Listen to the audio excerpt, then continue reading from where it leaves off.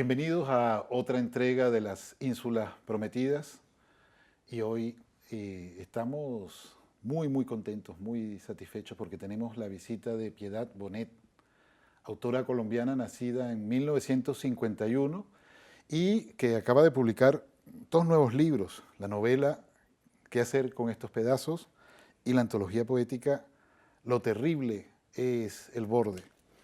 Autora de muchos otros títulos, como De Círculo y Ceniza, Los amantes son guerreros, y una infinidad de títulos y de obras que ha ido evolucionando desde ese año 89, que publicaste un primer libro, que confiesas que hicieron falta por lo menos un par de publicaciones para tú ya sentir cierta seguridad en el oficio, y es algo que tus lectores te vamos a agradecer mucho siempre, ¿no? Que hayas reencontrado o encontrado esa seguridad para ofrecernos todo lo que nos ofreces. Te confieso que hablando con personas, me dicen que uno de los miedos comunes de la infancia y de la adolescencia es la posibilidad de ingresar a un internado. Es algo que se repite. Pero fue una experiencia que tú viviste a los 14 años, como has contado. Época en la que también comentas, ocurrió la ausencia o la pérdida de Dios, ¿no? ¿Cómo influyeron estas dos cicatrices, que es una palabra y una noción importante en tu escritura, en tu poesía, en tus novelas? ¿Cómo influyeron estas dos cicatrices en tus inicios en la escritura? Bueno, el internado, que equivalía como a una especie de abandono, eso lo comprendí más tarde, ¿no? Pero de todas maneras era como, me permitió estar en un lugar muy ajeno y muy sola, porque me mandaron a una ciudad distinta, donde yo no conocía a nadie. Y eso lo que permitió fue como un proceso de introspección. Estaba en un entorno muy hermoso de naturaleza. Y eso me ayudó como a tener un sentido de trascendencia en un momento en que yo estaba en crisis religiosa. ¿Sí? En los primeros meses yo apelé a Dios. O sea, me acuerdo que entraba a la capilla y debía tener unos dolores sofocados y una necesidad de ayuda, ¿sí? Y la busqué ahí.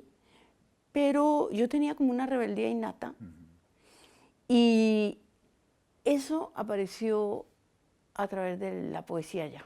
Entonces ahí yo me acuerdo que escribí los primeros poemas como en serio, porque yo siempre había como versificado, pero 14 años son muy poco. Escribí, me acuerdo, un poema sobre un chico que se había suicidado, como esta idea romántica de la romantización del suicidio, y me publicaron mi primer poema. Me lo publicaron en una universidad muy prestigiosa hasta hoy, que es la Universidad Industrial de Santander, en el periódico estudiantil. Entonces se dio como esa especie de milagro, que en esa sociedad donde yo no conocía a nadie, pues hubo la primera publicación.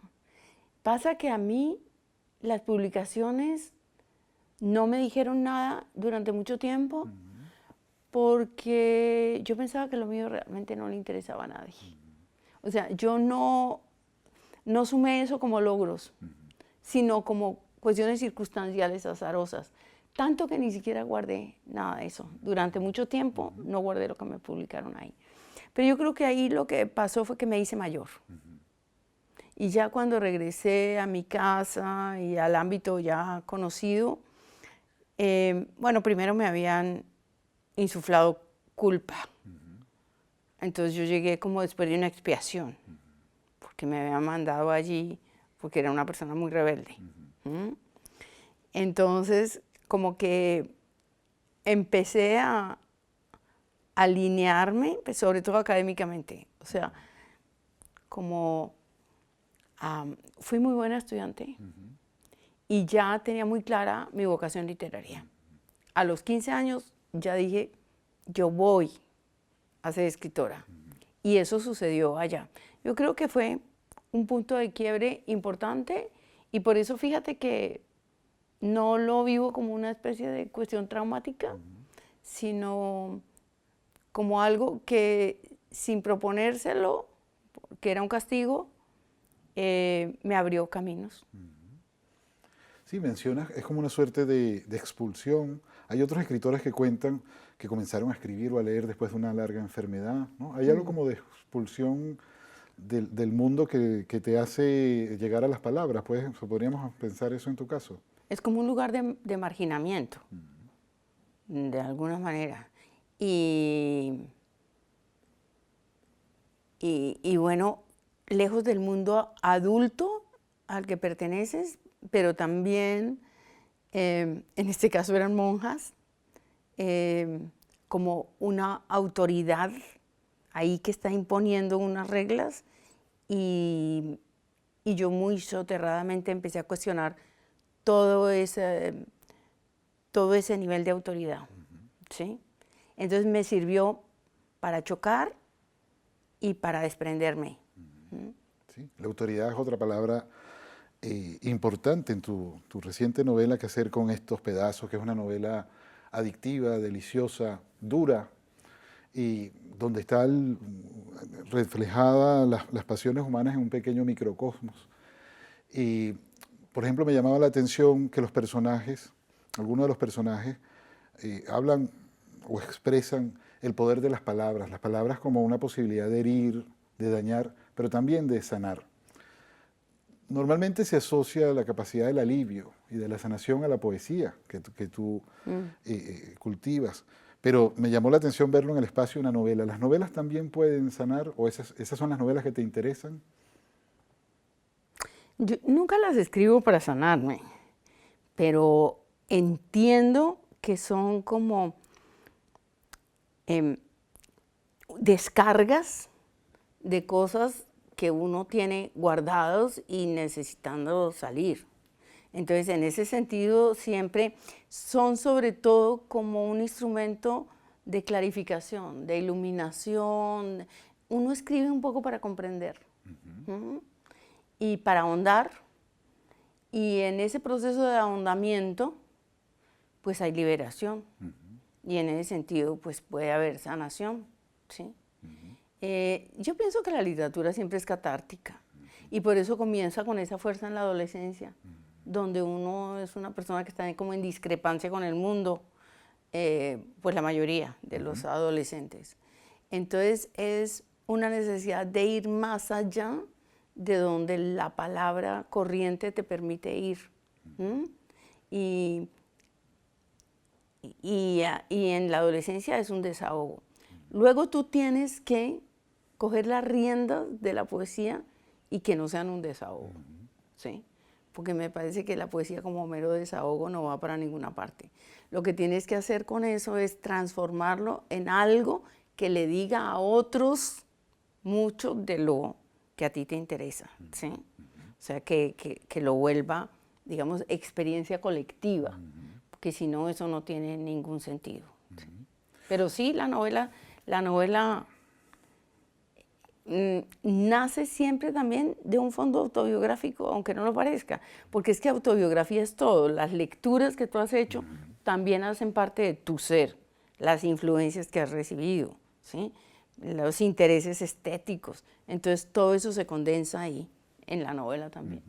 Sí, has mencionado en alguna ocasión, frente a ciertos temas, que optabas por la narrativa porque creías que en la narrativa es más factible una contención en relación a lo que es la escritura poética, es decir, tienes como muy claro las posibilidades, los riesgos, las virtudes de cada género, ¿no? Y de hecho, al leer esta estupenda novela, pues hay un pensamiento poético detrás de ella, pero es una novela de una narradora, es una novela firme que te ata. ¿Tienes esa lucidez siempre o ha habido algún caso en que has dudado, este día que me está llegando, ¿va a la poesía o va a la narrativa? Es de lo que más me interesa y más me apasiona, pensar qué género le corresponde a esto. Ahora, hay cosas sin ninguna duda, por ejemplo, la remodelación de una cocina como un detonante de una crisis familiar que que incluye un resquebrajamiento, ¿no es cierto?, de todas las estructuras, eso en poesía jamás podría ser, ¿no? Pero, por ejemplo, ahora que estoy proyectando un libro de carácter autobiográfico sobre mi relación con el cuerpo, se me ocurre que no querría narrar de manera tradicional, sino incorporar de manera más evidente lo poético. Porque a mí me interesa la novela que tiene un trasfondo poético en el sentido de un lenguaje que se abra a digamos, sentidos múltiples, ¿sí? Y con una palabra muy incisiva y muy precisa como en la poesía. A mí la novela que es pobre de lenguaje no me interesa en absoluto, porque lo que me interesa no es la acción, sino la manera como está expresado ese sentimiento. Pero yo creo que nosotros los escritores lo que tenemos es básicamente intuición, intuición del lenguaje y también intuición de hacia dónde debemos dirigirnos con aquello que nos está empujando. Yo, por ejemplo, tengo muchas ganas de volver a la poesía, porque cuando estás escribiendo una novela como esta, que te presenta un montón de retos desde el punto de vista de la estructura, del lenguaje, la historia misma, los personajes, el pensamiento poético queda como en stand-by allí, como entre paréntesis. Pero, por ejemplo, ahora que estaba aquí en España, en una especie de silencio de muchas horas, porque estoy en la residencia de estudiantes, he sentido como una necesidad tremenda de volver a leer poesía, de escribir poesía. Es decir, yo sería muy incompleta si no tuviera la poesía. Y hay como una necesidad, pero también hay que saber cuándo la dejas llegar. Porque no puedes entrar en angustia de que no estás escribiendo poesía, ¿no? Yo ya sé que, o espero que la poesía no me abandone nunca, porque ese es el lenguaje, digamos, para mí fundamental, ¿sí? Y así es. Bueno, y ahora mientras hablabas y pensaba en tu novela, recordaba unos versos de Eugenio Montejo que decían algo así como: en la mujer, en lo profundo de su cuerpo se construye la casa. Y lo relaciono con tu novela porque es una novela protagonizada por una mujer, hay mujeres, hay casas. En el caso de la madre, la protagonista, la casa es una prisión, hay unas paredes que la han aislado del mundo, es un castigo. En el caso de la protagonista, la casa ya tiene otro sentido, es una mujer de otro tiempo, pero también es una fuente profunda de disturbio. También en algún texto biográfico que has escrito sobre tu infancia decías: en el centro estaba la casa. Se va viendo esa reiteración de ese espacio tan sugerente. No sé, ¿qué significan las casas para ti? Ay, oye, fíjate que no había percibido que en esta novela también la casa es una cosa fundamental. Y es que para mí la casa, digamos, literariamente se constituyó muy rápido como un elemento simbólico. Porque en algún momento se me ocurrió que la casa más próxima es el cuerpo. Porque es la casa también, el cuerpo de la mujer, donde habita la vida posible, ¿no? Y así lo trabajé en la poesía en cierto momento. Entonces tengo un libro que se llama Nadie en casa, ¿sí? Y luego escribí El hilo de los días, que recorre los distintos lugares de la casa. Y como el tema que más me interesa, porque eso lo he visto ya en retrospectiva, eso no lo proyectas así, sino que lo recoges como del pasado cuando te lees, es la familia. Entonces son los lazos familiares. Mi poesía está atravesada por la relación con el padre, la relación con el amor, la relación con el otro, las relaciones problemáticas con el prójimo, hasta donde el prójimo te deja ir, hasta donde te agrede ese prójimo. Y eso todo, fíjate que vino a realizarse en una novela donde la casa es lo fundamental. Y en esa casa lo que privilegié fue la cocina, porque es que la cocina es un espacio de intimidad. Y es allí donde, digamos, se cocina, ¿sí? Y nosotros sin cocina no podemos sobrevivir, tenemos que ir a la calle, ¿sí? Entonces, en esta novela yo hice un juego entre la expulsión de la casa, ¿sí? Y también la casa como elemento de refugio, pero también, digamos, una casa cansada, donde hay muchos, muchos, muchos objetos, porque yo estoy hablando del tiempo. Entonces estoy hablando de una pareja que ya lleva mucho tiempo de casada. Entonces hablo de la casa de los padres cargada de elementos, la casa de esta pareja llena de cosas, esta sociedad que nos ha hecho acumular, acumular, ¿no? Y que acumulamos de manera absolutamente natural. Y ayer hablaba con alguien que muy sabiamente me decía, ¿cómo les vamos a dejar a nuestros hijos esas casas que son como unas cargas tremendas? Tenemos que tener la conciencia de irnos despojando de cosas para que cuando nosotros no estemos, ellos no reciban ese legado que es como una especie de castigo brutal.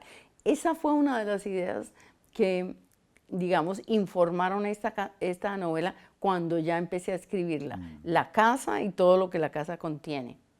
Sí, de hecho, y no vamos a adelantar nada del final, pero una de las imágenes que cierra el libro en la protagonista es la idea de una casa blanca con paredes muy limpias. Sí. Es decir, hay una búsqueda. Pero hablabas de la cocina.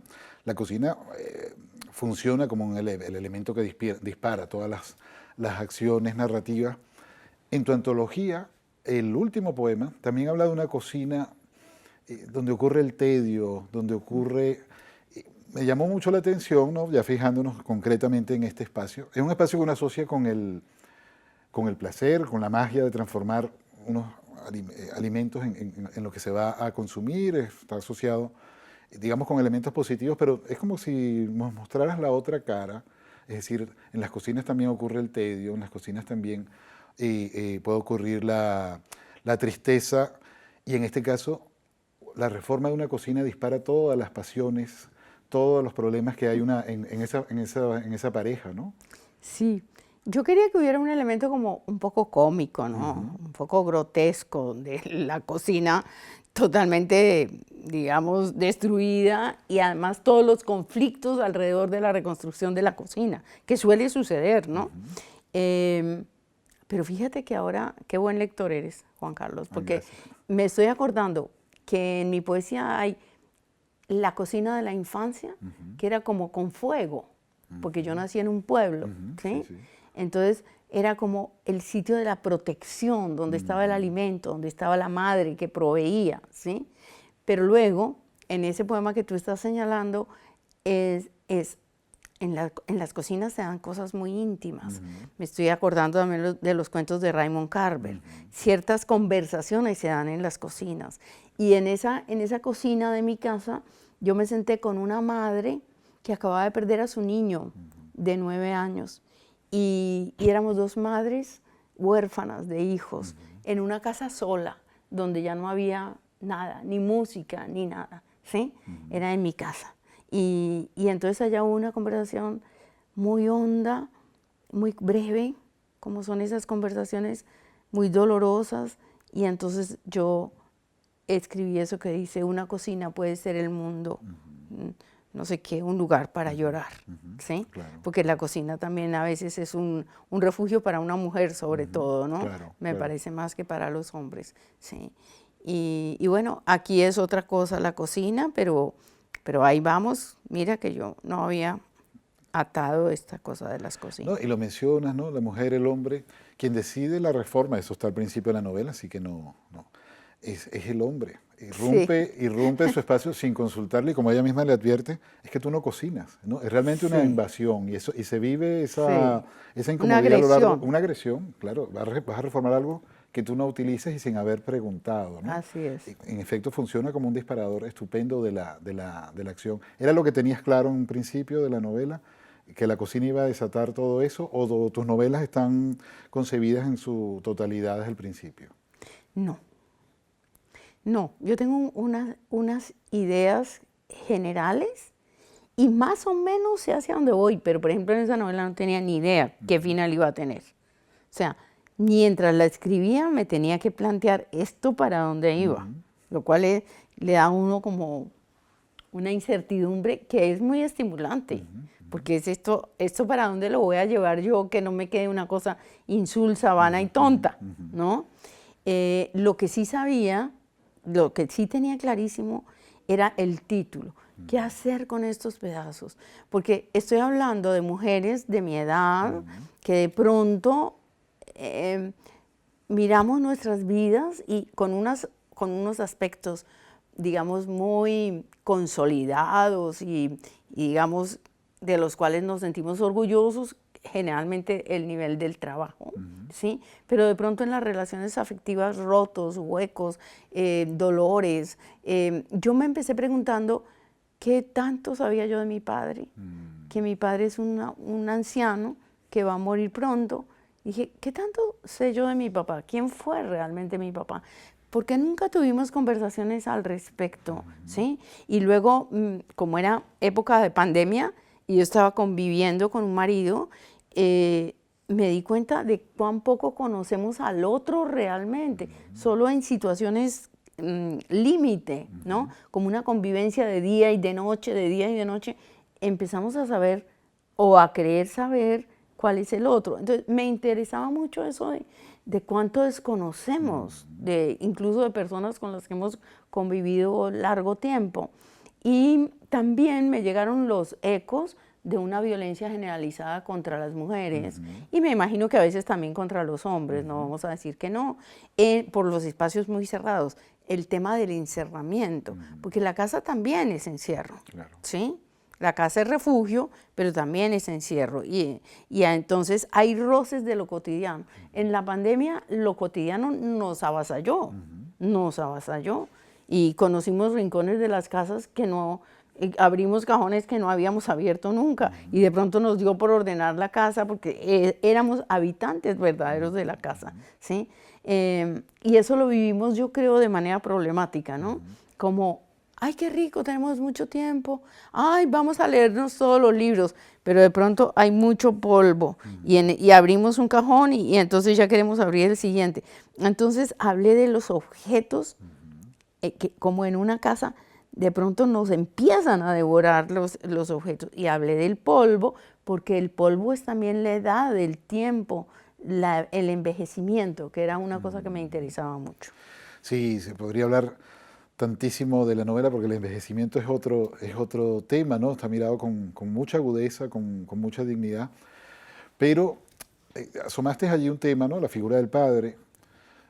Esta novela, la protagonista es una mujer, sin embargo hay una mirada que me resultó muy, muy conmovedora sobre las figuras masculinas, ¿no? Una mirada creo que llena de compasión y de lucidez sobre la fragilidad masculina. Estos hombres que aparecen en la novela son personajes, digamos, incómodos, secundarios, generan acciones, pero por ejemplo, el esposo de la protagonista tiene una competencia perenne con el hermano, y también hay una figura distante como de un padre con el que no se habla, con el que no hay roce. Ves también todas las limitaciones a las que está sometida la condición masculina. Me gustó muchísimo, eran unos personajes allí secundarios, pero era lo que me hablaba constantemente. También esa necesidad, esa obligación de ejercer el poder te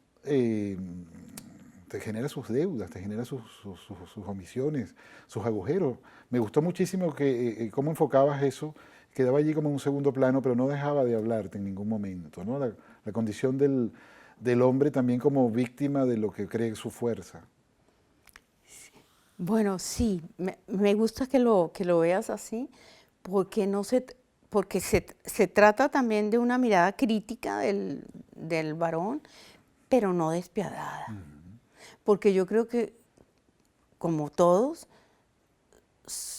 son producto de la crianza que han recibido, del entorno, están abocados a unos cambios que no han sabido asumir, ¿sí?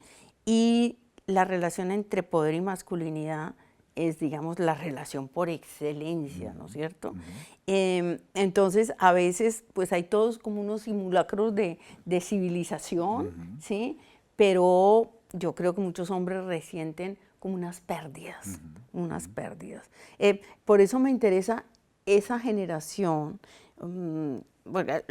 la generación anterior a la mía, que era mi madre, que tiene 90 y pico, con un marido subordinada como de manera absolutamente natural.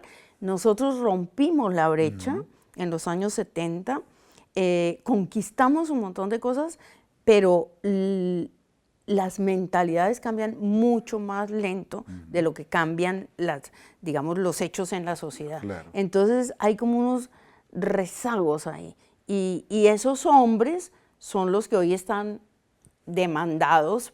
Ya nuestros hijos viven de manera mucho más natural las exigencias de las mujeres. Pero esta generación de los hombres entre los 60 hoy y digamos 75, 80 años, pues la viven de manera muy problemática. Entonces quise hablar eso también. Que está en tu poesía. Hay un poema maravilloso que cuando se comparte en redes desperta un entusiasmo infinito, que es biografía de un hombre con miedo. Biografía de un hombre con miedo. De mi padre. Claro. Es una mirada de una ternura y de una comprensión absoluta ante una figura que por otro lado se ve como imponente. Es mirar en aquello que produce miedo, pero también mirar el otro lado. O sea, que es algo que recorre tu escritura. Bueno, ya para cerrar, quería preguntarte sobre la reescritura, porque en alguna ocasión comentabas que la poesía la meditas mucho, ¿no? Te acompaña mucho tiempo y que cuando escribes surgen textos bastante limpios, como que hay una conexión ya muy nítida entre la mano, lo que quieres decir, pero que la novela o la narrativa requiere de reescritura.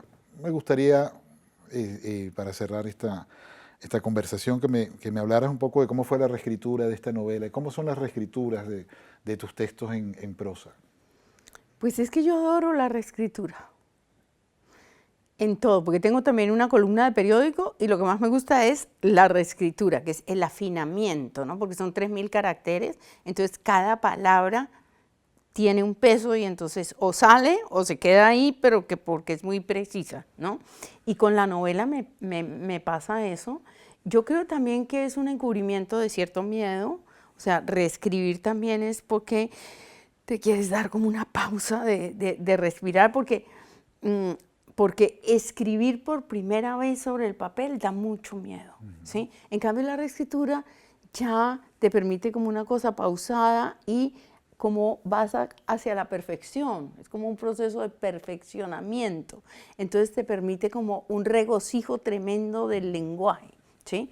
Esta novela, que yo me la imaginé primero, escrita con un lenguaje muy básico, como muy pragmático, como la cocina, y después dije, no, estoy súper equivocada. Cuando llevaba un poco de tiempo escribiendo, dije, esto lo que necesita es una escritura de una gran belleza, porque es para que contraste la cuestión totalmente pedestre de la cotidianidad, pero dicho con una cosa que complazca mucho al lector, que lo haga profundizar, digamos, en los intersticios de lo cotidiano y le haga ver cosas, ¿no?, que probablemente ya haya visto, pero que agradece verlas dichas de manera hermosa. Y entonces por eso me llevó una novela muy corta, 2 años, porque además cada vez que me siento, releo las 2 páginas anteriores y hago reescritura. Es como una especie de calentamiento, de calistenia, ¿sí?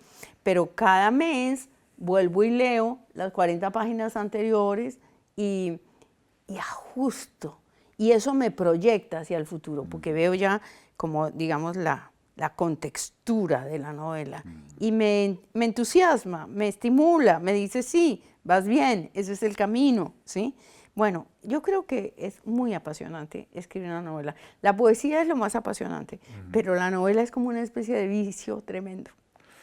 Bueno, Piedad, de verdad, muchísimas gracias por acompañarnos hoy aquí y muchísimas gracias por ese doble regalo que nos acabas de hacer, una antología poética y con una nueva novela, y que vengan muchos más regalos. Bueno, Juan Carlos, muchas gracias a ti. Muchas gracias a todos.